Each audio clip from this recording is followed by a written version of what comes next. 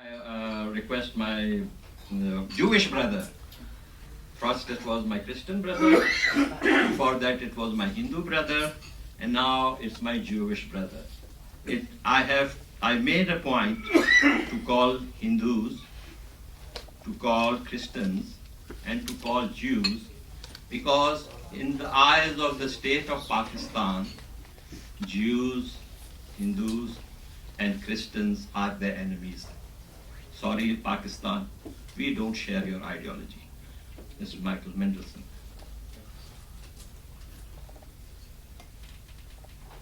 Shalom to the attendees here and the people of Balochistan, from an American Israeli Jewish man who proudly stands with Balochistan. My name is Michael Mendelson. I'm the president of Israel's Voice, a non-profit aimed at combating anti-Semitism. Representing Israel's Voice, I stand here today in solidarity with the Baloch people on one of the darkest days in history of Balochistan. Most of us have heard this famous quote. First they came for the Jews. I did not speak out because I was not a Jew. Then they came for the communists. I didn't speak out because I wasn't a communist. Then they came for the trade unionists. I did not speak out because I wasn't a trade unionist. Then they came for me, and there was no one left to speak for me. For this, Israel's Voice and our board members, Grisel Galagos, Sema Milovich, and I are here today to stand up for you. It is time to speak out against the injustices committed to the Baloch people and recognize the struggle they've suffered during their journey to become an independent country. On this day, 10 years ago, a towering figure in modern Balochistan history, Nawab Akbar Khan Bukti, was assassinated by the Pakistani army. The killing was most condemnable, since Nawab Khan Bukti was a secular leader who rejected Islamic radicals. I have read Shahid Nawab Bukti lived the life of a hero and embraced the internal glory for his unselfish sacrifice and conviction. His fight for the freedom of Balochistan instills courage in the hearts of many Baloch youths who are demanding freedom today. Let me quote an article from In Focus, the official blog of Camera, which is better known for Committee for Accuracy in the Middle East. It's a reporting website. The article is entitled Kurds, Baloch, and the Israelis, and it was written by Annalisa Greenberg. She writes, and I quote, "Just as the Jewish people left without a Jewish nation, without a Jewish state for thousands of years, and occupied by others, by Romans, to the Byzantines, to the Ottomans, the Kurdish and Baloch people are also nations without a country. The land of Kurds is divided between Turkey, Iran, Iraq, and parts of Syria, Armenia, and Azerbaijan, while the Baloch reside in Pakistan, Afghanistan, and Iran. Just as the Jewish people never gave up on the Jewish state of Israel, the Kurds and the Baloch have never been willing to give up their dream of having their own free countries, where they could be masters of their own destiny without outside coercion." Greenberg further writes, and I concur, in 1948, Pakistan attacked Balochistan, occupied the land, looted it from its natural resources, and oppressed the Balochi language and culture in a classic Hellenistic style. Under the Pakistani army occupation, thousands of Baloch have been massacred. Hundreds of thousands have been made refugees. Thousands more have disappeared or even tortured and jailed, often without trial. Details of Pakistan's human rights abuses in Balochistan are well documented by Pakistani and international human rights groups, including the Human Rights Commission of Pakistan. Though the Islamic Republic of Pakistan promotes hatred of Jews and Hindus as a part of its so-called Islamic ideology of Pakistan, Baloch people and Balochistan refuse to believe what Islamabad says or to be brainwashed.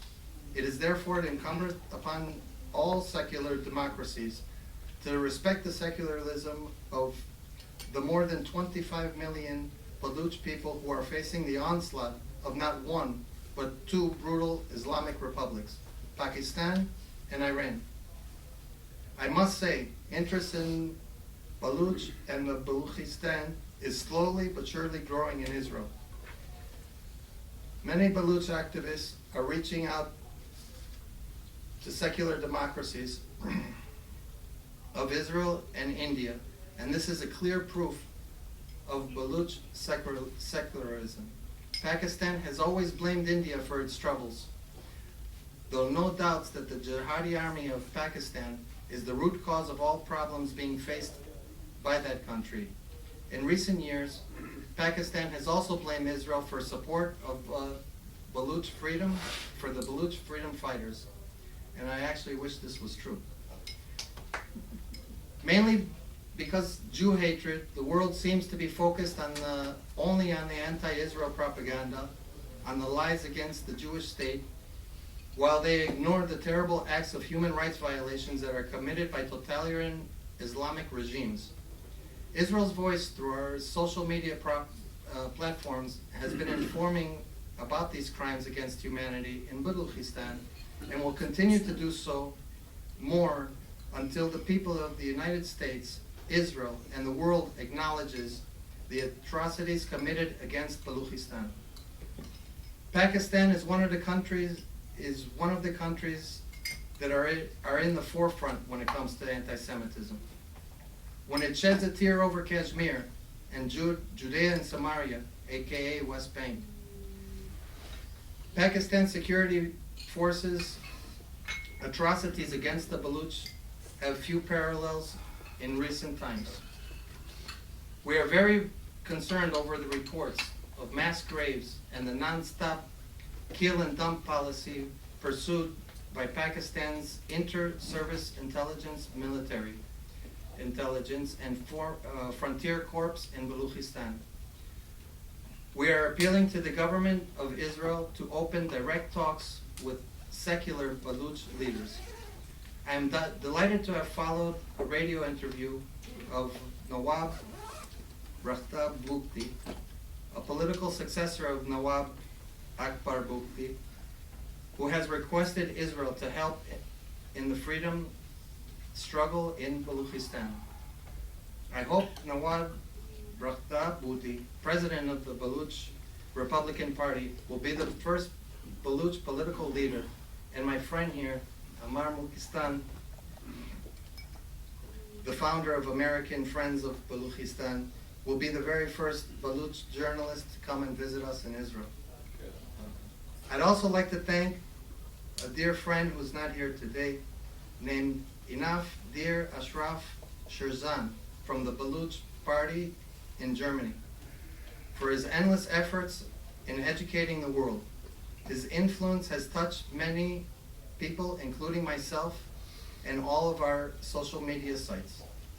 Pakistan is indeed a dangerous country with the fastest growing nuclear weapons program. I am disappointed to note Pakistani generals have not yet learned from their defeat from former East Pakistan, now Bangladesh, and are committing the same crimes against humanity in Balochistan. The silence of the free world and the Obama administration on the plight of Balochistan and its people are more than condemnable. In conclusion, I call upon Pakistan to recognize the right of self-determination of the Baluch people.